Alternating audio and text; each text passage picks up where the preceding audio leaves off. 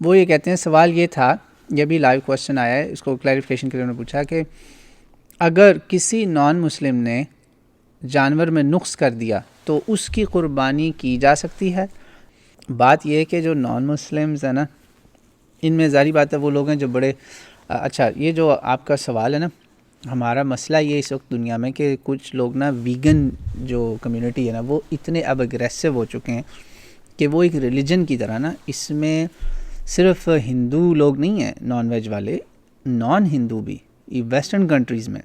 وہ باقاعدہ پریچنگ کر رہے ہیں کہ یہ کتنا نقصان دہ اور یہ وہ آپ جو مرضی کر لیں، انہوں نے باز نہیں آنا۔ پرابلم یہ کہ اس وقت وہ بڑی اگریسو کیمپین چلا رہے ہیں ہمارے اسکول سسٹم میں، جی ہاں ویسٹرن کنٹریز میں،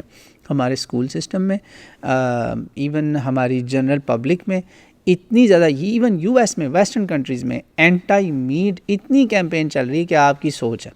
وہ ڈیفیکٹ جو میں نے تو آپ کو بتایا، یہ 4 ڈیفیکٹ کے علاوہ جتنے بھی ہیں نا، آپ دم بھی کاٹ جائے کوئی آ کے، قربانی پھر بھی جائز ہے،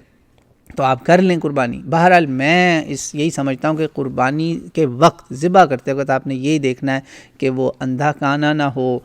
لولا لنگڑا نہ ہو، ہینڈی کیپ جسے کہتے ہیں، بہت زیادہ مریض نہ ہو، الاعور، ٹھیک ہے نا، یاد رکھیں اعور، نبی صلی اللہ علیہ وسلم نے کہا البین اعور، اس کا جو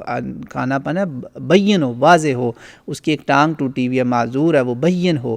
بیمار ہے، مریض ہے، بین مرضھا، وہ اس کا مرض جو ہے، اور چوتھی چیز ہے کہ وہ بہت ہی کمزور ہو، ضعیف، اس کا ضعف بالکل بین ہو۔ یہ 4 چیزیں آپ نے قربانی کے ٹائم دیکھنی ہیں۔ اس کے علاوہ وہ جو مرضی کر جائے اس کو، جانور کو، پھر بھی حلال ہی حلال ہے۔ تو فتویٰ جنہوں نے دیا ہے، اگر ان 4 میں سے کوئی ایک ڈیفیکٹ ہو جاتا ہے نا، تو انشاءاللہ مجھے یقین ہے نیت آپ کی تھی، آپ کو اللہ ثواب دے گا۔ اس پر ہمارے پاس ظاہری بات ہے کوئی صحیح حدیث نہیں ہے جو ہمیں سپورٹ کرے کہ جی اس سے قربانی ہو جائے گی، مگر ظاہری بات ہے اب ایک آدمی ہے، وہ غریب بندہ ہے، اس نے پوری فیملی کے لیے یہی جانور تھا، اسی سے اس نے گوشت اپنے لیے بھی کھانا تھا، کچھ غریبوں کو بھی دینا تھا، بڑی مشکل سے اس نے افورڈ کیا، تو مجھے یقین ہے کہ اس کو اللہ تعالیٰ اس کا ضرور اجر دے گا، کیونکہ اللہ نے قرآن پاک میں کہا ہے فَمَنِ اضْطُرَّ غَيْرَ بَاغٍ وَلَا عَادٍ فَلَا إِثْمَ عَلَيْهِ، اضطرار بغیر بغاوت کے، بغیر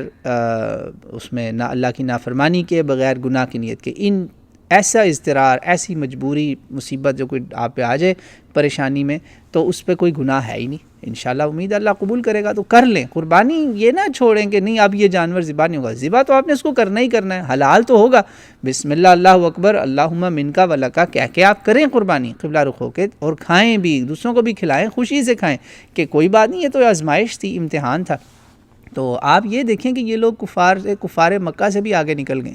تو ان کا کیا حال ہونا ہے، اللہ ان کو ہدایت دے۔